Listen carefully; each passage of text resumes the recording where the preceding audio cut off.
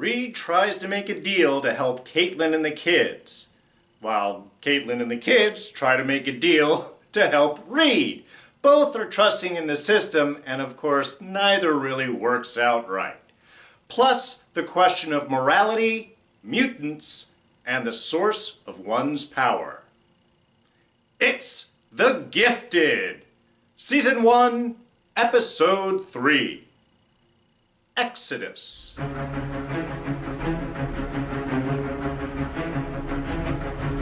Hey everyone, D here, and welcome to our first review, even though I know it's the third episode, of The Gifted from Fox. So, here's your standard spoiler warning. I've really been enjoying this show, and I wasn't planning on doing a review for it because, first seasons, you're not always sure. Sometimes it doesn't work out the way you hoped it would in humans.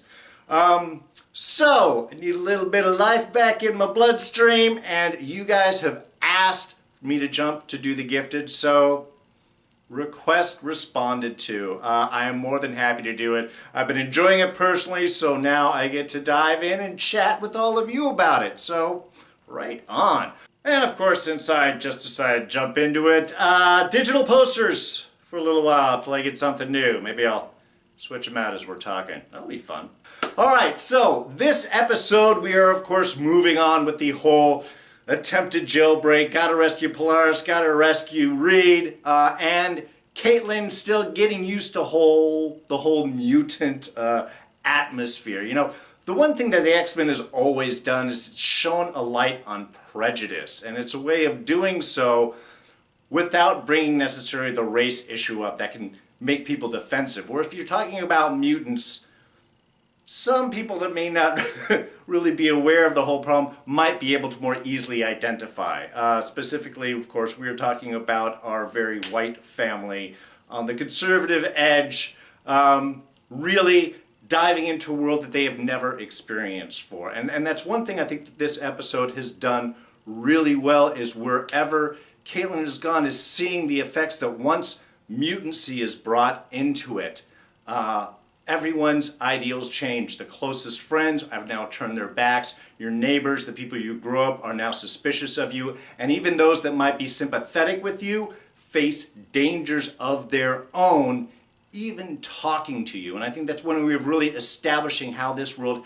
how extreme the mutant problem has come. We haven't really gotten too much into the large events that caused this, but definitely the setup that we have in this world is how much mutants are hated and feared, and even carrying the X gene, a potential X gene carrier, can make you an enemy of your neighbors, your friends, your job, and of course, the state. Now, of course, when one is the subject of prejudice, it is very easy to lash out. And that is something that Andy is starting to experience right now as he starts to get used to his powers.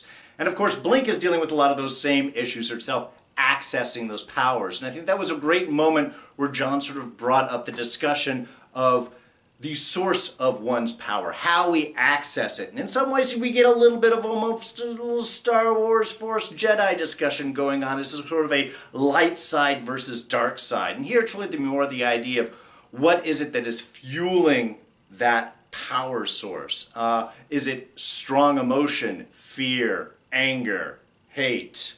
And again, Jedi recognition right here. Is that where is it coming from? And is that more of a negative source of power? Something where you have to get into this mindset. And the more emotional you get, the more used to are of diving into those emotions and the more subject to them that you can be. Or is it somewhere a source of positivity? Jelly donuts are one potential of that. People and loved ones are, of course, another. So it's really that idea of where is it? Is it a calming source or is it an angering source? Is it something that you have to fuel from a reactionary source such as emotion, or is it something from positive and inside that you can always access?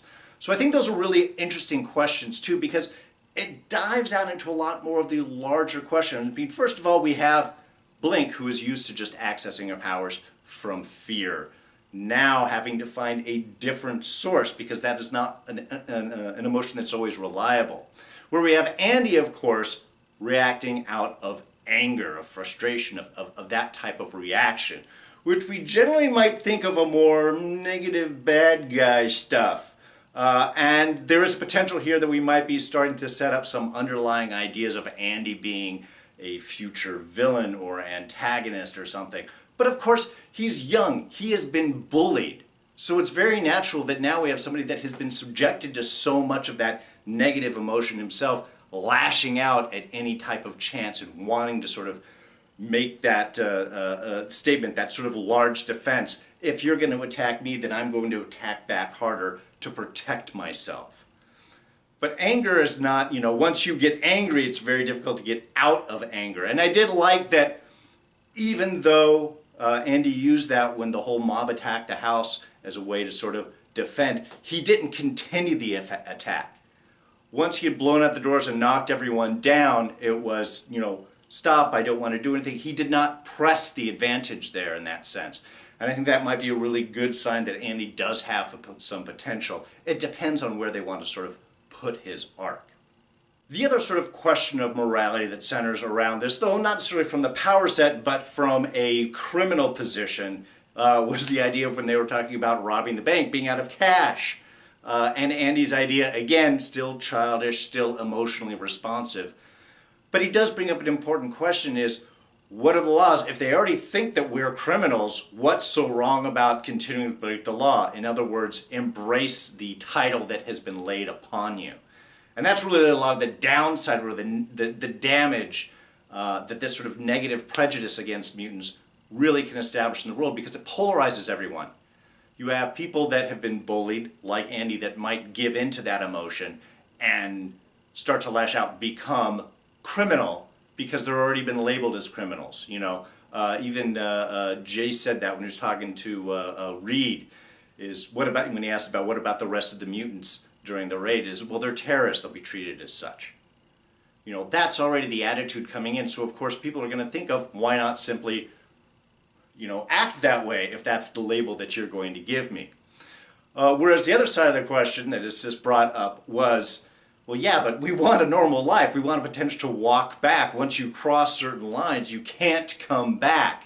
So it's in some ways there a question of commitment, but also seeing isn't that morality still important, even if you don't necessarily have to follow it? And maybe that may be the really big question of one's character is, I don't know what they say is morality is what you do when people aren't watching.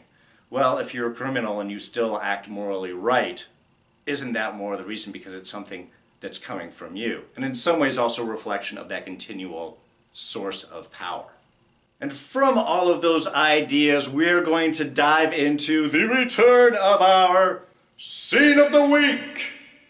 And this week we are going to talk about the beautiful little opening sequence, flashback of 3 years ago, between Polaris and Eclipse.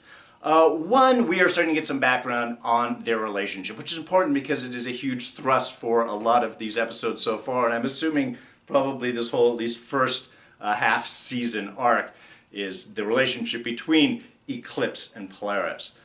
But I think what's also really nice in a way of look, it's a beautiful look at mutancy right now, and I like the idea of Polaris asking Eclipse, what is the first thing that you did out of pure joy of your powers? In a way, what is the celebration of your individuality, of what it is that you can do?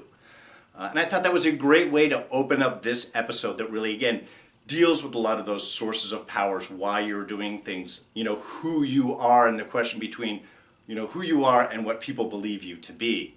And this scene really could have gotten super cheesy. But when she talks about why she has all the metal jewelry and why she started wearing it, so she could make herself fly.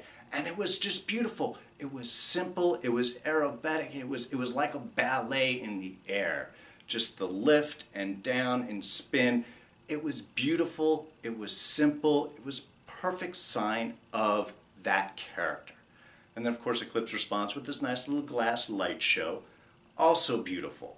So here are two individuals really celebrating their own individuality, and then really topped off with their combination of powers. Between the light and the magnetics that you get the aurora borealis, that you get something new, something beautiful, often called the most beautiful thing in the world. Not as much as love, of course, but still, it was just a great way of setting up their relationship and really a celebration of their individuality, their mutant powers, and the good side of that versus how the rest of the world treats them. So, of course, Reed and Caitlin's each personal journey sort of giving them a wake-up call to the world, and also the natural you can't really trust the system. The system works well when you are within it and obeying it and part of it. When you're when you're a mutant in a type of security world that we have Sentinel services in, it is not something that you can trust. This is really, again, seeing that dark side, how when you are perceived as an enemy, you have no more rights. There is nothing else that the system can necessarily do. I mean, with Uncle Danny, we do get a little bit of plus, at least finding out what is going on with Reed. But it was just a good experience. We have Reed on the one side, thinking he's trying to help his family, and then seeing the collateral damage. Of course, that's why we have the beautiful mom and daughter there in the safe house that end up trying to take that trip with him. This is that idea of you think about yourself, you don't see the collateral damage, but what you do affects others. And now the willingness of how far do you want to go to save your family, what personal cost to your own morals and your own ideals of what is right or wrong are you willing to sacrifice? Whereas, of course, with Caitlin, we have that no longer believing in the system, understanding that when you are outside of it, that everything that you believed was going to be right can get easily thrown on its head. So at least both of those have a much more realistic way of approaching the problem that they are both experiencing now. Just a couple of small things. One, I love that Cousin Scott was not the stereotypical, oh my god, mutants, anger and hatred and how he still loves his cousin. They're still playing video games. How excited he is about hearing the stories from chasing from the police. Usually their stereotype that we've had in a lot of these shows is, the extended family always have the kid that's super angry. They're the one that turns them in with the cops. This, they went a little bit differently. I mean, he kind of ended up turning in, but that was just stupid social media mistake. So I just liked that little bit of a change. Excited extended family. All right, did Caitlin really expect the kids to stay? If she's going to wake them up at the middle of the night and say, stay here, I'll be back, I'm about to go out in the world, that they're not going to go with her? Also, crap security at the Mutant Underground base. Just snuck out of there. I mean, he's got no training or nothing. Polaris trying to break out of her jail cell. That was a pretty powerful scene. That was cool. There was a lot of emotion going on in that face, and I loved how they kept that tight, and you really saw what was going on. Of course, didn't work, and that kind of crappy, that's just sad remark from the guard. Man, being a mutant in this world is tough. Jace's comment about the ankle bracelet. One, okay, even if it's so small they won't notice it in a pat down, it's very easily seeable right down there. But the comment about you can't get out of it unless you cut off your own leg, or cut off your own foot. I only say that because there was this one guy. That's kind of a story I almost want to hear. Oh, and real quick, Roderick Campbell, the dear doctor that called up Jace there at the end. Definite comic background there. Smaller character, psychiatrist, psychologist, did some mutant studies, mutant research, also worked with Moira McTaggart and Muir. Not a big character, but I love how they have that access to the large encyclopedia of X-Men and mutant-related characters. So I like the show diving into that. Caitlin sleeping with a knife. She's learning something quick. And finally, of course, again reflecting back to the earlier morality discussion, we have from a source of power, positive emotion, but negatively given. And that is, of course, Dreamer's insertion of a false memory into Blink about a relationship there with John. Yeah, we can see why that's going to cause problems, because apparently this is not a temporary memory, it's permanent, and I guess she hasn't figured out a way to remove it. So now we're going to have Blinks having a memory of being in a relationship with John and that not being real. That's the type of trouble that John's talking about with Dreamer there. So Is this setting up a new love triangle complication, or is this sort of just transferring things? Because I do believe the two of them, Blinks and John, do have a relationship in the comic. So that's cool. Also, Blink's scar. That's cool. The marking, really. I mean, it's very comic appropriate. It's kind of super clean. So I don't know. It looks almost more tattoo than Mark's scarring, but I don't know. I like the comic reference, so I am not beating it at all. It just was kind of surprising with how grounded everything else is. All right, so that is going to wrap things up for this week. Thank you all for asking me to do this. I'm having fun. I hope you are too. And if you are, you can hit the like button. That's always cool. Thoughts, ideas, comments, throw those right down in the section below. What are you looking forward to in this season? I don't know. Any ideas, theories? What do you think's going on? Toss them down. We'll start a conversation going.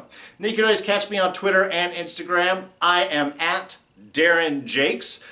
But please also, I have to ask you to be a subscriber if you're not. We all do it. It's quick. It's easy. You hit one button. It's right here. It's got my face on it. And you won't miss any of our future reviews of this show. We just wrapped up Fear the Walking Dead. Here's a review for that. And we have Dirk Gently's Holistic Detective Agency and a bunch of other ones. So you can check those out as well as everything else.